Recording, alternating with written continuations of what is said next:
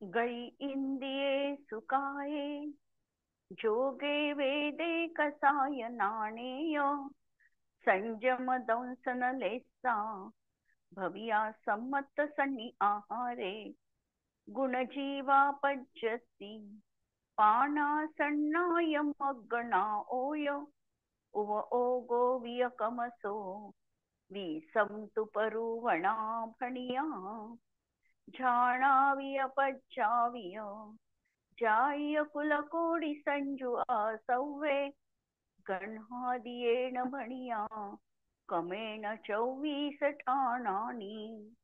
अंतिम शासन नायक 1008 भगवान महावीर स्वामी की जय. द्वादशांग श्रुतदेवी की जय. स्वाध्याय कक्ष संपेपर्यंत आपणा सर्वांना चतुर्विध आहाराचा त्याग असणार आहे.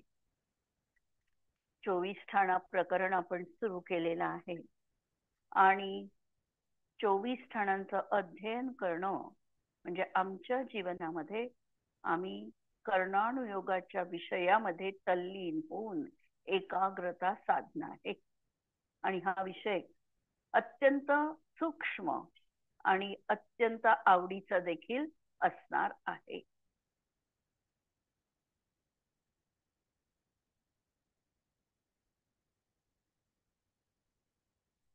माझा माईक सुरू आहे, कदाचित तुझाच माईक बंद असावा मीनाक्षी. हॅलो, सगळ्यांना आवाज येतोय ना? हो.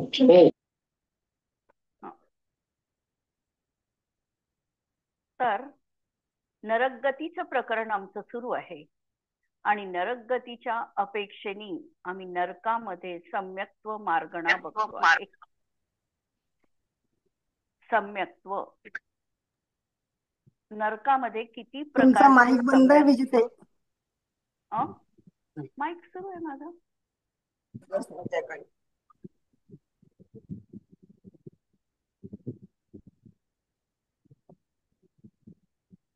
हॅलो, माईक सुरू आहे माझा. नाही आवाज येत आहे? येत आहे.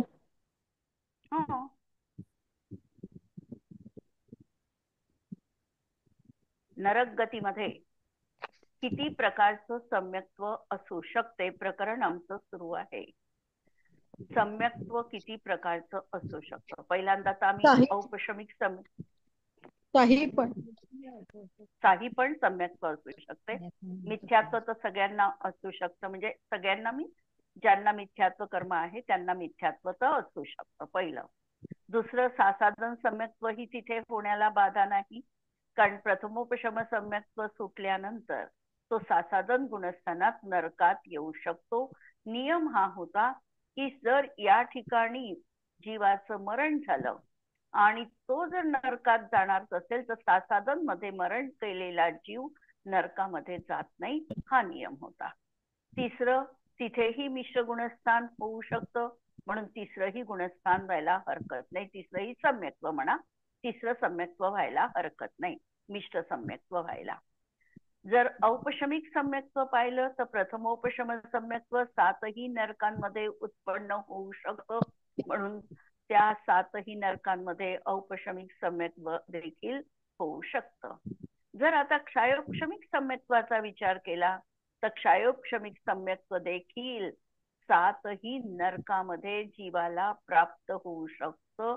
फक्त कंडिशन ही आहे की तो साधी मिथ्यादृष्टी असावा, त्याच्या सत्तेमध्ये मिथ्यात्वाचे 3 खंड झालेले असावे आणि त्या ठिकाणी त्याला क्षायोपशमिक सम्यक दर्शन देखील होऊ शकतं. तिसरा, आता क्षायिक सम्यक्त्वाविषयी आम्हाला विचार करायचा आहे. क्षायिक सम्यक्त्व किती नरकापर्यंत क्षायिक सम्यक्त्व असू शकतं?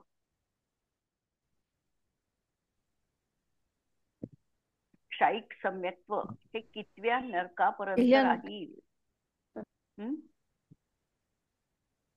केवळ पहिल्या नरकामध्ये जीवाला फक्त क्षायिक सम्यक्त्व असू शकतं.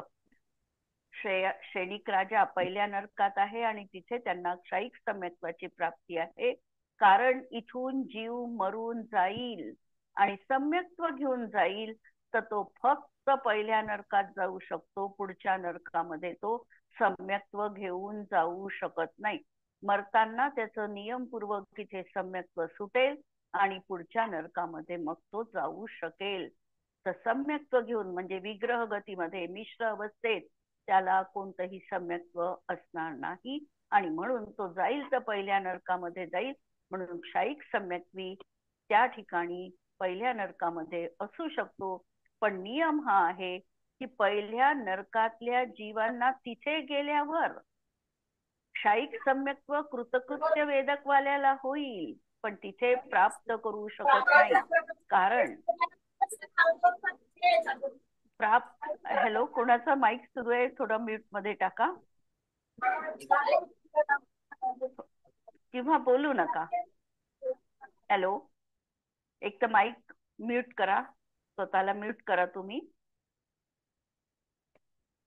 तर क्षायिक सम्यक्त्व जर त्या ठिकाणी तिथे उत्पन्न होतं असं जर म्हणत असू तर ते चुकीचं आहे.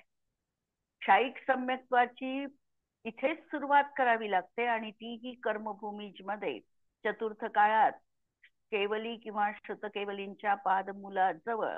आणि त्या जीवाला जर प्रथमतः नरकायूचा बंध झाला असेल तर तो जीव पहिल्या नरकामध्ये क्षायिक सम्यक्त्व सहित उत्पन्न होऊ शकतं. तिथे गेल्यावर मात्र त्याला क्षायिक सम्यक्त्व होणार नाही. हा एक पर्याय. आणि दुसरा पर्याय, जर त्यांनी इथे तीर्थंकरांच्या पादमूलाजवळ क्षायिक सम्यक्त्वासाठी उद्यम सुरू केलेला आहे, म्हणजे त्याचा प्रयत्न सुरू झालेला आहे, त्यांनी आता अनंतानुबंधीची विसंयोजना केली, नंतर मिथ्यात्व कर्माला पूर्णतः बदलवून किंवा मिथ्यात्वाला सम्यक मिथ्यात्वात परिवर्तित केलं, सम्यक्त्व मिथ्यात्वाला सम्यक प्रकृतीमध्ये परिवर्तित केलं. आता या ठिकाणी जर तो बद्धायुष्क असेल तर त्याचं मरण होऊ शकतं आणि मरण झाल्यानंतर तो सम्यक्त्व घेऊन पहिल्या नरकात उत्पन्न होऊ शकतो. म्हणजे क्षायोपक्षमिक सम्यक्त्व घेऊन तो प्रथम नरकामध्ये जातो आणि त्या ठिकाणी पहिल्या नरकात गेल्यानंतर क्षायिक सम्यक्त्वाची पूर्ती होते आणि अशा तऱ्हेने तो त्या ठिकाणी क्षायिक सम्यक दृष्टी बनतो. परंतु कोणताही क्षायोपक्षमिक साधा क्षायोपक्षमिक जीव सम्यक्त्व घेऊन पुढच्या नरकामध्ये उत्पन्न होऊ शकत नाही. हा नियम मात्र निश्चितपणे लक्षात ठेवायचा. सम्यक्त्वाच्या बाबतीत क्लिअर झालेलं आहे प्रकरण असं मी समजते. प्रश्न असेल सम्यक्त्वाबाबत तर विचारा.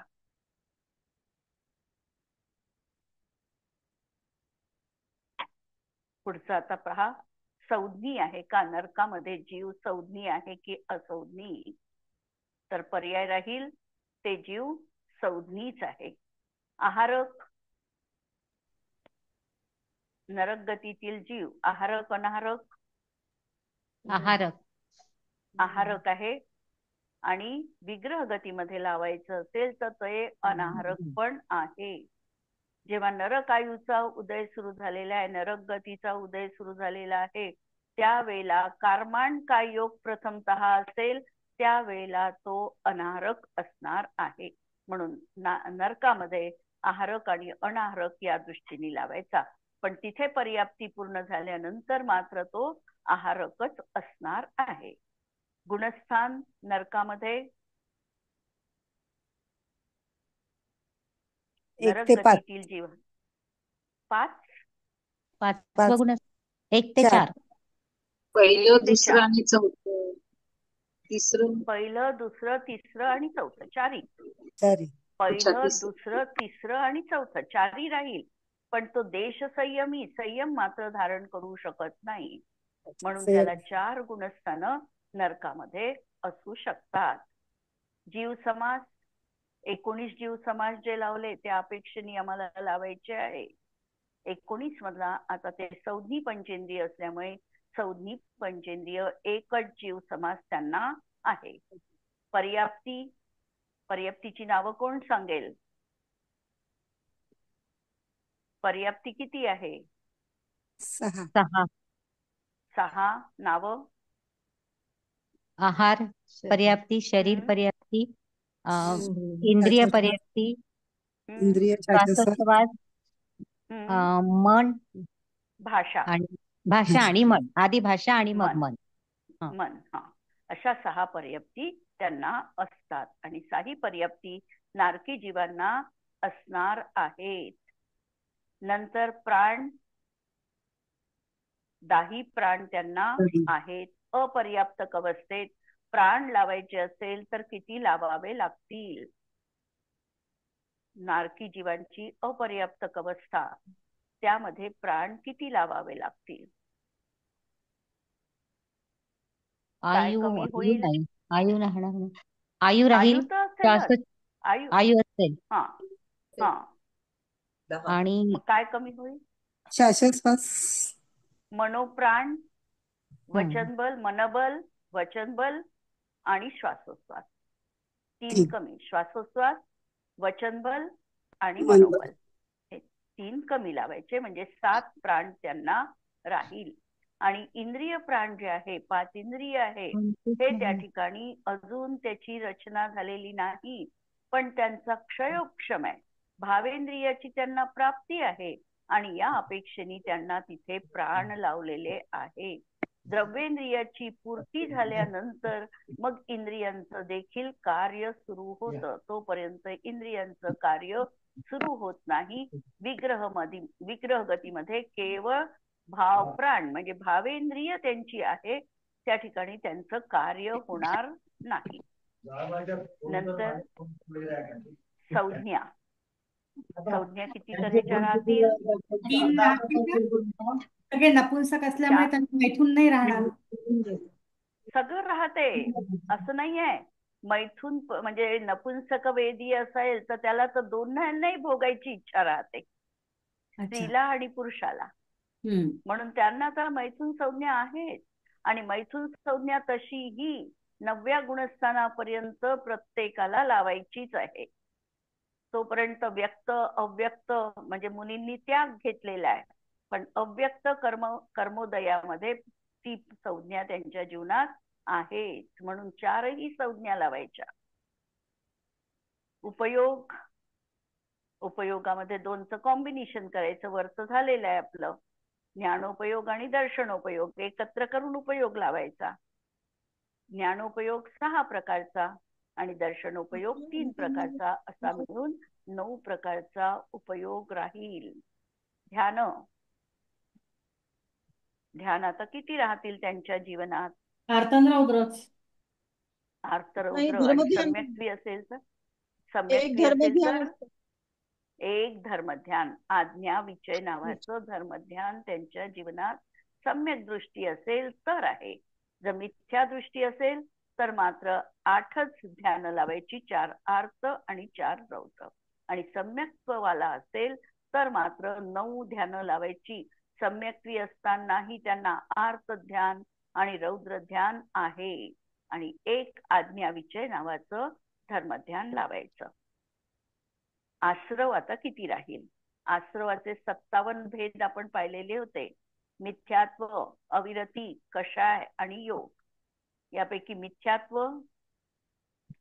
जर मिथ्या दृष्टी असेल तर मिथ्यात्व आहे. नंतर अविरती, 12 ही अविरती असणार आहे. कषायामध्ये मात्र कमी होणार आहे. कषाय सर्वसामान्य लावलं तर 23 कषाय राहतील, वेदाचे 2 प्रकार सोडून. आणि योगामध्ये पाहिलं तर त्यांना औदारिक द्विक आणि आहारक द्विक राहणार नाही, म्हणून 11 योग राहतील. म्हणून 51 प्रकारांनी त्यांना आश्रव प्रत्यय आहे. आता या ठिकाणी आश्रव प्रत्यय, जर तो जीव 4थ्या गुणस्थानात असेल तर त्याला आश्रवाचे किती प्रत्यय असतील? त्याच्यातून 4 कमी करा म्हणजे 42 असतील. 12 अविरती, काय 19 नाही 19 नाही 20 आणि 2 19 कषाय आणि योग 11 असतील. 11 म्हणजे मिथ्यात्व 5 राहणार नाही. अविरती 12च्या 12 राहतील. कषाय जे 23 आहे त्याच्यामधनं 4 अनंतानुबंधी कषाय कमी होईल. 23 आणि वेद, कषायातून 2 वेद 23 मध्ये 2 वेद येऊनच गेले ना. 19 23च म्हटले की नाही आपण नारकीला. 23 मधनं 4 कमी करायचे म्हणजे 19 कशा आहे. म्हणजे 19 कशा आहे आणि इकडे 11 योग. अशा प्रकारे त्यांना आसरव राहील. आता जाती आहे नरकामध्ये 4 लाख नरक संबंधी. कारण या ठिकाणी तिर्यंच, मनुष्य आणि देवांच्या जाती गर्भित नाही, फक्त नारकी जीव पाहायचंय. म्हणून नारकींच्या जाती आहेत 4 लाख आणि कुल पाहिले तर 25 लाख कुल कोटी. अशा प्रकारे कुल त्यांचे आहे. आता प्रश्नोत्तरी घ्यायची आहे आपल्याला पुढे आणि त्या प्रश्नांची उत्तरं तुम्ही थोडी मनाने देण्याचा प्रयत्न करायचा आहे. नरक एकूण किती आहे आणि कसे आहेत? नरकांची नावं माहिती आहे. तत्वार्थ सूत्रामधला आपलं सूत्र जर आम्ही बघितलं तर किती नरक आहे? 7. रत्न 7 नरक आहे आणि ते कसे आहे? एका खाली एक आहे. एक या एका खाली एक या क्रमाने आहे. या 7 पृथ्वी आहे, एका खाली एक अशा रीतीने त्या अवस्थित आहे. त्यांची जी स्पेस आहे ती कुठे आहे? जरी खाली पूर्णतः 7 राजू सांगितलेले आहे तरी नरक मात्र त्रसनाडीतच आहे. त्रसनाडीतच आहे. त्रसनाडीच्या बाहेर स्थावर लोक आहे, तिथे नरक नाही. त्रसनाडी जी आहे 1 लाख योजन, 1 लाख रुंद आणि 1 लाख ती, तशा याच्यातच नरक असणार आहे, एका खाली एक या क्रमाने. आणि या 7 नरकांची नावं वेगळ्या दुसऱ्यापेक्षणी धम्मा, वंशा, मेघा, अंजना, अरिष्टा, मघवा आणि माघवी अशा तऱ्हेने या 7 नरकांची ही पर्यायवाची नामं आहे. आता काल हा प्रश्न आपण पहिला घेतला होता की नारकी जीव हे संज्ञी पंचेंद्रियच आहे, तर तिथे किड्यांनी वगैरे नदी आहे, तर ही कशी काय सांगितली आहे? हा तो प्रश्न काल आपण घेतला की नारकी जीव संज्ञी पंचेंद्रियच आहे. एकेंद्रिय जीव त्या ठिकाणी सर्वत्र असतात. तिर्यंच गतीतील जीव त्या ठिकाणी सर्वत्र असतात, त्यांची गती मात्र तिर्यंचच असते. आणि नरकामध्ये जी वैतरणी नदी वगैरे सांगितलेली आहे ही देखील कशी आहे? त्या ठिकाणी जे किडे वगैरे आहेत ते स्वयं नारकी जीवांची तशा प्रकारची विक्रिया आहे आणि विक्रियेने ते तसं रूप धारण त्या ठिकाणी करतात. आकार प्रकार किड्यांसारखा दिसतो म्हणून त्यांना किडे म्हटल्या जातात. आणि उनके नरक गती, नरक आयु आणि या प्रकृतींचा त्यांना उदय असतो. आणि जसं नारकी हांडी, वसुला, करोध, भाला आदि रूप विक्रिया कर लेने से अजीव नहीं हो जाते. परत नारकी जीवांचं एक वैशिष्ट्य आहे की त्यांची अपृथक विक्रिया असते. पृथक विक्रिया राहत नाही, म्हणजे एकापासून दुसरं शरीर ते बनवू शकत नाही. जसं देवांमध्ये जर त्यांना भगवंतांच्या अभिषेकाला यायचं असेल तर त्यांचं मूळ शरीर स्वर्गाचंच असतं आणि ते विक्रिया जे करतात ते शरीर या ठिकाणी येतं आणि एका शरीरापेक्षा पासून कितीतरी विक्रिया ते करू शकतात. तसे नारकी जीव पृथक्त्व विक्रिया करू शकत नाही, त्यांची एकत्व विक्रिया असते. एकत्व विक्रिया म्हणजे हातच तलवार रूप बनतो, हातच खड्ग रूप बनतो, अशा तऱ्हेची त्यांची अपृथक विक्रिया म्हटली जाते. अशा तऱ्हेने पहिला प्रश्न झाला. क्या नरक में स्थावर जीव नहीं पाए जाते? नरकात आता स्थावर जीव आहेत का? आहे. सूक्ष्म स्थावर जीव सर्वत्र आहे, सर्वत्र आहे. आणि यदि नरकों में स्थावर जीव होवे तो कोई आश्चर्य नहीं, लेकिन वे स्थावर जीव नरक की भूमि में रहने मात्र से नारकी नहीं हो जाते, न वे नरक गति के जीव कहला सकते, क्योंकि नारकी तो वही होता है जिसके नरक आयु आदि का उदय होता है. इन स्थावरों के इन प्रकृतियों का उदय नहीं होता अतः वे नरक भूमी में रहकर भी नारकी नहीं कहलाते. याशिवाय असुर कुमार जातीचे देव हे देखील नरकामध्ये जाऊन तिथल्या लोकांमध्ये कलह लावतात किंवा कदाचित त्यांचा मित्र परिवार असेल तर त्यांना संबोधन देखील देतात. पण नरक भूमीमध्ये गेल्यामुळे ते नारकी नाही, ते भवनवासी जे देव आहे ते भवनवासी देवच त्या ठिकाणी असतात. आता प्रश्न पुढचा आहे 4 नंबरचा. नारकी जीवांना कारमाण कायोगामध्ये कोणते कोणते गुणस्थान असू शकतात? प्रश्नाचं स्वरूप लक्षात घ्या. नारकी जीवांना कारमाण कायोग आहे. कारमाण कायोग कधी संभवेल आणि या अवस्थेत त्यांना गुणस्थान कोणतं असेल? पहिलं किंवा पहिलं चौथं. आणि चौथं. पहिलं किंवा चौथं. किंवा चौथं. पहिलं तर सर्वत्र राहू शकतं, प्रश्न पहिल्याचा नाही आहे. कारण समजा एखादा मनुष्य किंवा तिर्यंच हा नरकात जाणारा आहे, त्याला विग्रह गतीमध्ये पहिल्यांदा कारमाण कायोग आहे, तर त्याचं गुणस्थान मिथ्यात्व असू शकतं आणि तो 7ही नरकामध्ये कुठेही जन्म घेऊ शकतो. म्हणून कारमाण कायोग असताना त्याचं पहिलं गुणस्थान असण्यात कोणताही दोष नाही, बाधा नाही. आता प्रश्न आहे त्याचं चौथं गुणस्थान कसं असू शकेल? ते कारमान क्षयिक कायोग सम्यक असताना हा क्षयिक तो सम्यक जर दृष्टी असेल, आधी आयु बंद केला असेल नरकाचा, तर हा जर त्यांनी त्या जीवानी प्रथमतः नरकायूचा बंध केलेला आहे, त्यानंतर त्याला क्षयिक सम्यक दर्शनाची प्राप्ती झाली, असा जीव मरताना त्याचं सम्यक्त्व सुटत नाही आणि तो नरकातच जाणार. कारण आयुबंधामध्ये संक्रमण होत नाही, बदल होत नाही, नरकातच तो निश्चित जाणार. म्हणून कारमाण कायोग असताना सुद्धा त्याचं क्षयिक सम्यक्त्व राहील आणि तो नरकामध्ये पहिल्या नरकामध्येच उत्पन्न होईल. ठीक है? म्हणून कोई भी जीव दूसरे गुणस्थान को लेकर नरक गति में नहीं जाता और तीसरे गुणस्थान में मरण नहीं होता. दुसऱ्यामध्ये असेल तर तो नरकगामी नसतोच, तिसऱ्यामध्ये मरण नाही, म्हणून कारमाण कायोगामध्ये तिसरंही गुणस्थान बनू शकत नाही आणि दुसरंही गुणस्थान असू शकत नाही. अतः दोनों गुणस्थान नारकियों की कारमाण कायोग अवस्था में नहीं होते. चौथा गुणस्थान मात्र प्रथम नरक की कारमाण अवस्था में ही होता है, अन्य नरकों में नहीं.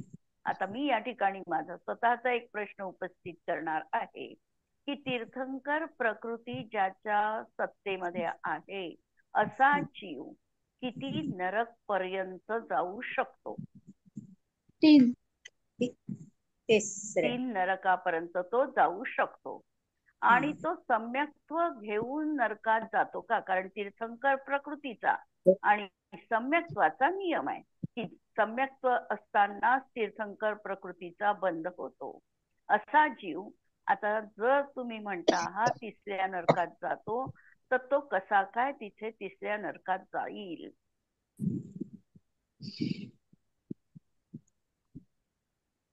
मरणाच्या वेळी नियमाने त्याचं सुटेल सम्यक्त्व आणि मग तिथे गेल्यावर पर्याप्त झाल्यावर परत धारण करेल त्याला सम्यक्त्व, पुन्हा प्राप्त होईल सम्यक्त्व, पुन्हा प्राप्त होईल. म्हणजे तो जीव क्षयिक सम्यक दृष्टी नसतो. तो कोणता जीव असतो? क्षयोपक्षमिक सम्यक दृष्टी असतो. इथे क्षयोपक्षमिक सम्यक दृष्टी असतो. त्याला तीर्थंकर आयुचा बंध, तीर्थंकर प्रकृतीचा बंध पडलेला आहे.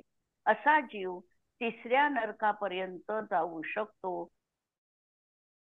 इथे मरताना निश्चितपणे सम्यक्त्व सुटणार आहे. त्याचं मिथ्यात्व अवस्थेत मरण होईल. विग्रह गतीमध्ये त्याला सम्यक्त्व असणार नाही. मिश्र अवस्थेतही त्याला सम्यक्त्व असणार नाही. त्या ठिकाणी गेल्यानंतर जेव्हा त्याच्या पर्याप्ती पूर्ण होईल त्यानंतर त्याला पर्याप्ती पूर्ण झाल्यानंतर अंतर्मुहूर्तानंतर क्षायोपक्षमिक सम्यक्त्वाची तो प्राप्ती करतो आणि परत त्याला तिथे तीर्थंकर प्रकृतीचा बंध प्रारंभ होतो. म्हणजे तीर्थंकर प्रकृतीचा बंध या मधल्या काळामध्ये त्याला रुकलेला आहे. जरी ती निरंतर बंधी प्रकृती तीर्थंकर प्रकृती असली तरी देखील हा त्यामधला अपवाद आहे. तेवढापर्यंत त्याला तीर्थंकर प्रकृतीचा मिथ्यात्व सहित बंध होत नाही. म्हणून तिथे गेल्यावर पर्याप्तक बनतो आणि मग तीर्थंकर प्रकृतीचा त्याला उदय सुरू होतो. आगमामध्ये किंवा आमच्या पुराणांमध्ये अशी कोणती नावं आहे की जे आत्ता नरकात आहे आणि क्षयोपक्षमिक सम्यक दृष्टी आहे? कोणते जीव? रावण रावण आणि श्रीकृष्ण. रावण आहे. श्रीकृष्ण. रावण आणि श्रीकृष्ण हे दोघही आहे आणि आज ते नरकात आहे आणि तीर्थंकर बनणार आहेत. पुढचा प्रश्न. नारकींना निवृत्त अपर्याप्तक अवस्था में सासाधन गुणस्थान क्यों नहीं होता? निवृत्त अपर्याप्तक अवस्था आहे, नारकी आहे, याचा अर्थ काय? नारकी निवृत्त तो अपर्याप्तक अवस्थेत आहे. देवगतीतच जाणारा असतो. म्हणजे सासाधारण गुणस्थानात विग्रहगतीत सासाधारण अवस्था असेल तर तो देवगतीत जाईल ना, नरकात जाऊच शकत नाही. सासाधन गुणस्थानात जर तो जीव मेला तर फक्त नरक गतीत नाही जात, 3 गती त्याच्यासाठी मोकळे आहे. देवातच गेला पाहिजे असा नियम नाही. प्रश्न आमचा सुरू आहे नरकामध्ये निवृत्त अपर्याप्तक अवस्था आणि तिथे सासाधन सम्यक्ती का जात नाही? कारण सासाधन गुणस्थान वाला नरक गती मध्ये जात नाही, कारण त्याला नरकायूचा बंध झालेला, म्हणजे नरकायूचा ज्याला बंध झालेला आहे त्याचं मरण सासाधन मध्ये होतच नाही. बस, त्याचं मरण त्या ठिकाणी होत नाही सासाधन मध्ये. त्याचं मरण म्हणजे बाकीच्या गतीमध्ये त्याचं मरण संभवनीय आहे. जर तो मनुष्य होणार असेल तरीही सासाधन मध्ये मरू शकतो, देव असेल तरीही आणि मनुष्य होणार असेल तरीही. फक्त नियम आहे तो नरकामध्ये जात नाही.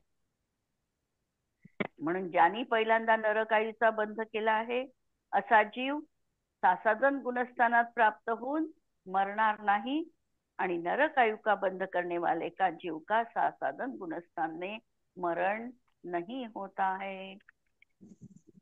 ठीक आहे. म्हणजे प्रकरण कठीण वाटत आहे की नाही समजत आहे असं काही आहे की लक्षात येत आहे? कारण हे सगळे नियम आहे आणि आम्हाला कर्णानुयोग नियमाने लावायचं आहे. त्याच्यामुळे जे नियम आहे ते परमनंट आहे. त्याच्यामध्ये अपवाद काही असतील, ते अपवाद जसं आता नरक आपण तीर्थंकर प्रकृतीचा पाहिला तसे काही अपवाद असू शकतात, पण सर्वसाधारण नियम म्हणजे नियम आहे. कठीण नाही जात आहे ना? वाटत असेल तर प्रश्न विचारा, प्रकरण क्लिअर करा. प्रश्न 6.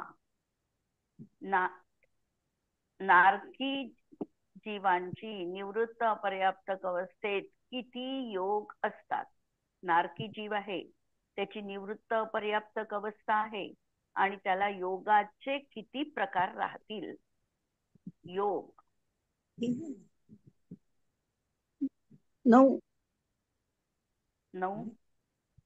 9 योग राहतील.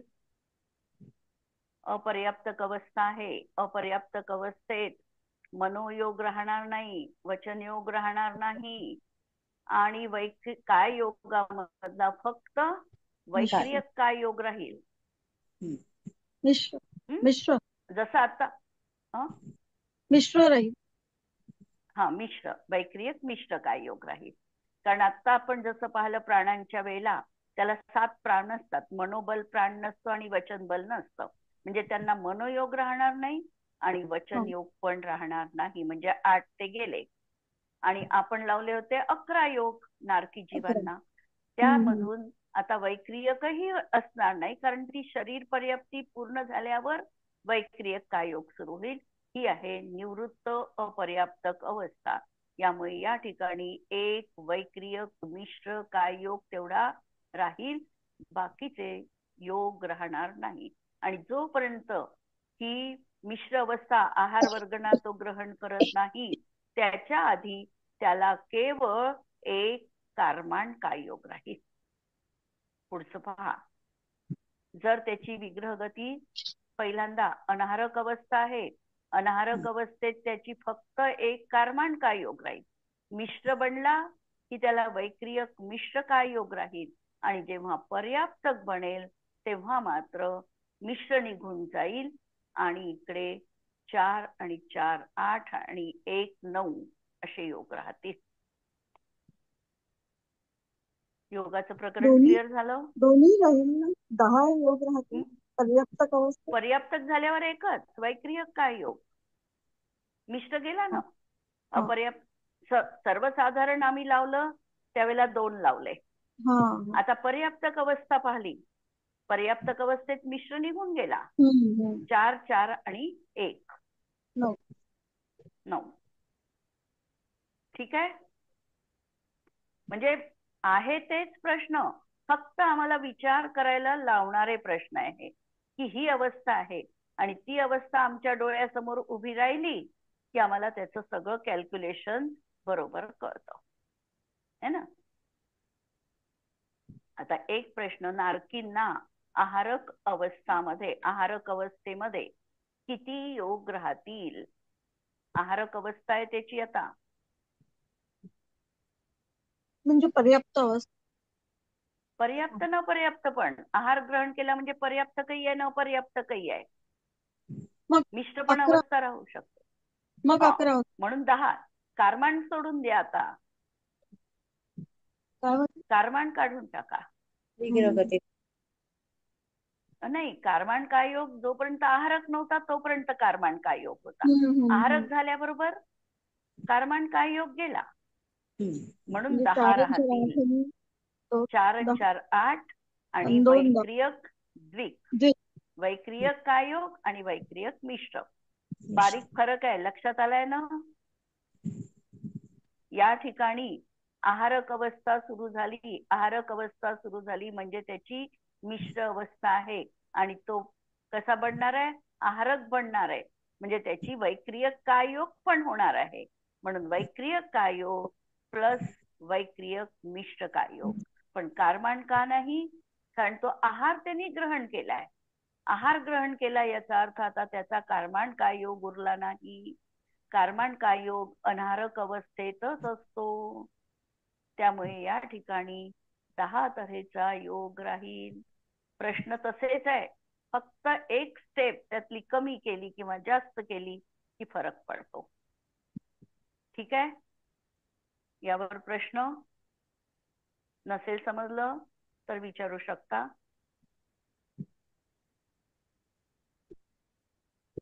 स्तुती म्हणू आपण आपली.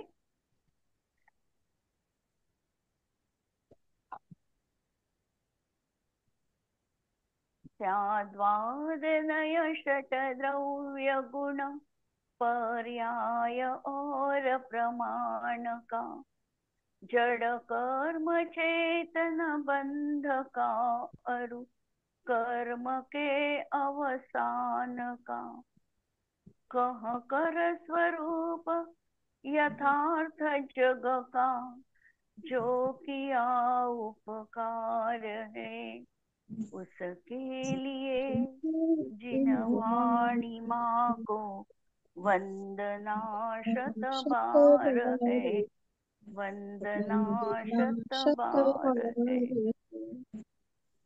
नमो अरिहंताणं नमो सिद्धाणं नमो आयर्याणं नमो उवच्छायाणं नमो लोभये सवसाहुणं.